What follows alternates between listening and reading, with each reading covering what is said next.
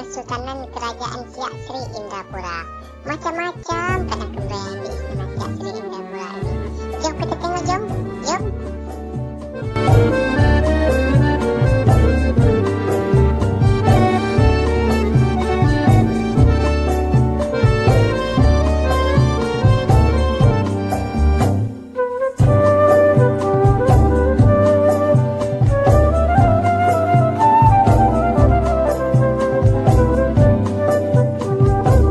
Siak Sri Indrapura adalah sebuah kerajaan Melayu Islam. Kerajaan Siak Sri Indrapura didirikan pada tahun 1723 Masehi oleh Raja Kecik yang bergelar Sultan Abdul Jalil Rahmat Shah putera Raja Johor. Sultan Mahmud Shah dengan isterinya Encik Pong, dengan pusat kerajaan berada di Buantan. Konon nama Siak berasal dari nama sejenis tumbuh-tumbuhan yaitu siak-siak yang banyak terdapat di situ. Sebelum kerajaan Siak berdiri, daerah Siak berada di bawah kekuasaan Johor. Yang memerintah dan mengawasi daerah ini adalah raja yang ditunjuk dan diangkat oleh Sultan Johor. Namun hampir 100 tahun daerah ini tidak ada yang memerintah. Daerah ini diawasi oleh Shah Bandar yang ditunjuk untuk memungut cukai hasil hutan dan hasil laut. Pada awal tahun 1699 Sultan Kerajaan Johor bergelar Sultan Mahmud Shah II, mangkat dibunuh Magat Sri Rama, isterinya yang bernama Encik Pong pada waktu itu sedang hamil dilarikan ke Singapura, terus ke Jambi.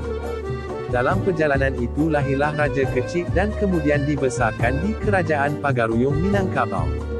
Sementara itu pucuk pimpinan Kerajaan Johor diduduki oleh Datuk Bendahara Tun Habib yang bergelar Sultan Abdul Jalil Riayat Shah. Setelah Raja Kecik dewasa, pada tahun 1717 Raja Kecik berhasil merebut takhta Johor. Tetapi tahun 1722 Kerajaan Johor tersebut direbut kembali oleh Tengku Sulaiman, ipar Raja Kecik yang merupakan putera Sultan Abdul Jalil Riayat Shah. Dalam merebut kerajaan Johor ini, Tengku Sulaiman dibantu oleh beberapa bangsawan Bugis. Terjadilah perang saudara yang mengakibatkan kerugian yang cukup besar pada kedua belah pihak, maka akhirnya masing-masing pihak mengundurkan diri.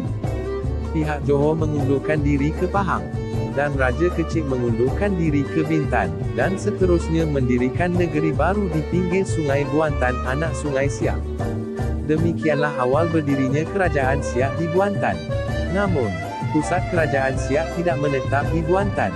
Pusat kerajaan kemudian selalu berpindah-pindah dari kota Buantan pindah ke Mempurang. Pindah kemudian ke Senapelan Pekanbaru dan kembali lagi ke Mempurang. Semasa pemerintahan Sultan Ismail dengan Sultan Asyaidis Syarif Ismail Jalil Jalaluddin, 1827 hingga 1864. Pusat kerajaan Siak dipindahkan ke kota Siak Sri Indrapura dan akhirnya menetap di sana sampai akhirnya masa pemerintahan Sultan Siak terakhir. Pada masa Sultan ke-11 yaitu Sultan Asyaidis Syarif Hashim Abdul Jalil Syaifuddin yang memerintah pada tahun 1889 hingga 1908, dibangunlah istana yang megah terletak di kota Siak.